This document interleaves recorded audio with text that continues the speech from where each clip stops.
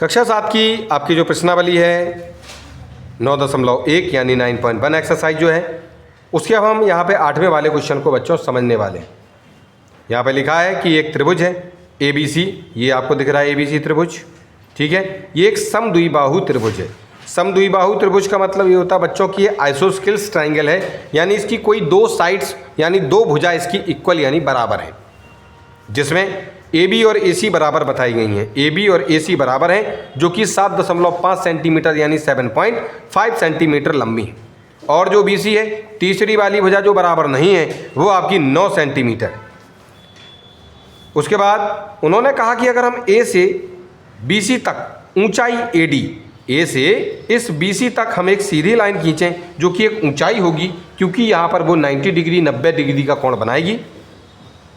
वो कितनी है? 6 सेंटीमीटर है, यानी AD की जो आपकी दूरी है वो 6 सेंटीमीटर है, यहाँ पर लिखी हुई है।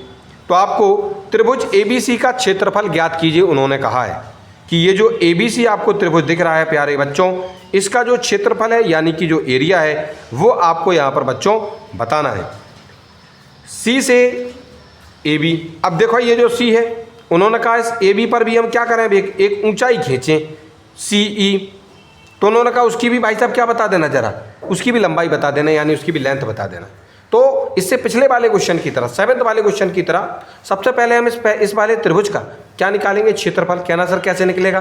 पहले हम क्या करते हैं, आधार बच्चों BC मानेंगे और AD को हम अपना ऊंचाई मान लेंगे, ठीक है कि नहीं। चलिए, तो यहाँ पे बच्चों इसको हटा देते हैं और यहाँ पे हम आधार बच्चों, आधार यानी बेस आपका हम BC मान रहे हैं, BC मानेंगे जो कि 9 सेंटीमीटर है, हमने उसको लिखा बच्चों।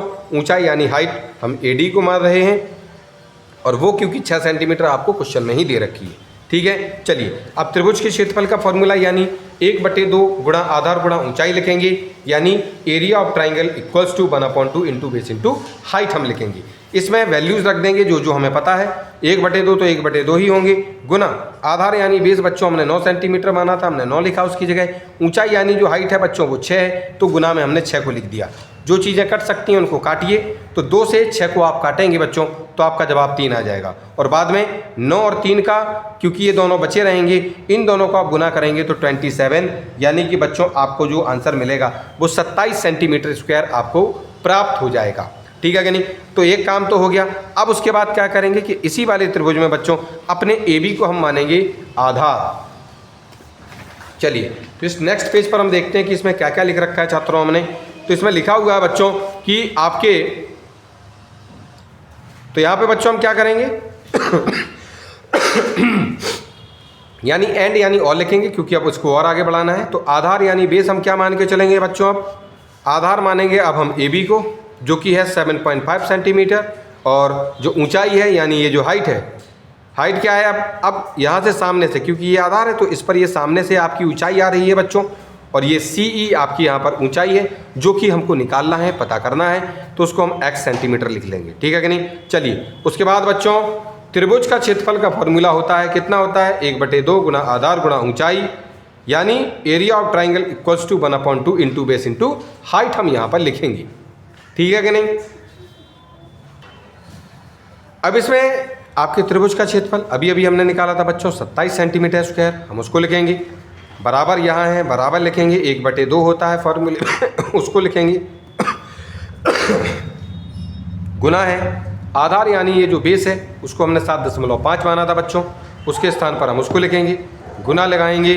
ऊंचाई हमको मालूम नहीं है क्योंकि वो CE है, उसको निकालना है हमें, ठीक है कि नहीं। तो उसके स्थान पर हम अपना x लिख देंगे, ठीक है कि नहीं।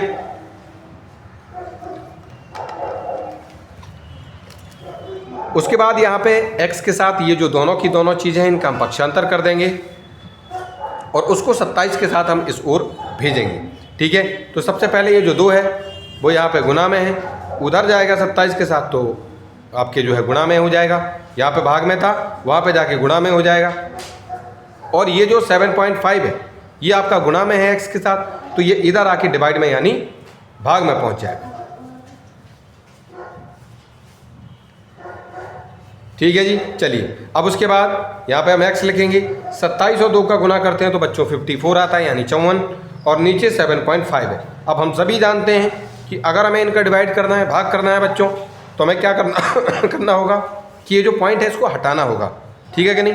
चलिए, तो 54 की जगह 54 लिखेंगे, ये जो 7.5 है उसकी जगह पर 7.5, और देखेंगे कि पॉइंट के बाद आपके कितने अंक हैं। तो 1 अंक है, इसलिए दोनों में ही 1 जीरो वाली संख्या से ऊपर और 1 जीरो वाली संख्या से नीचे हम गुना करेंगे। तो जब आप 54 का गुना 10 में करेंगे तो 540 हो जाएगा, जबकि 7.5 का गुना आप 10 के साथ करेंगे तो बच्चों आपका 75 यानी 75 आ जाएगा, उसका पॉइंट हट जाएगा। और बराबर में x था तो उसको हम लिख देंगे। और उसके बाद बच्चों हम क्या करेंगे कि 75 से 540 में भाग करेंगे।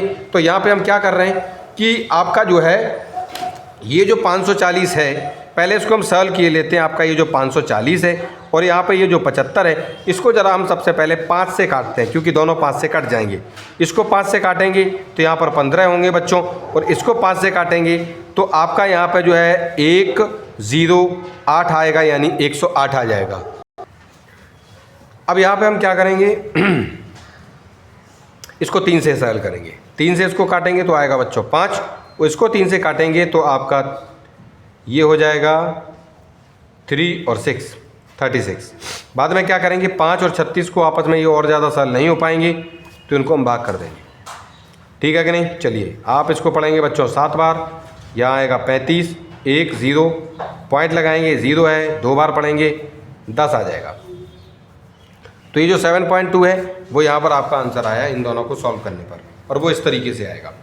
तो ये x की वैल्यू हो गई, और x हमने किसको माना था प्यारे छात्रों, ये जो c है उसको हमने x माना था, यानी c बराबर भी आपका 7.2 सेंटीमीटर आपको यहाँ पर प्राप्त हो जाएगा, ठीक है जी। तो इस तरीके से आपको इसमें जो है सॉल्यूशन करना है, और ये जो आपका 8वां क्वेश्चन है यहाँ पर आपका सॉल्व हो जाता है, और इसके साथ ये वाली जो आपकी एक्सरसाइज है प्रश्नावली, ये भी आपकी यहाँ पर सॉल्व हो जाती है।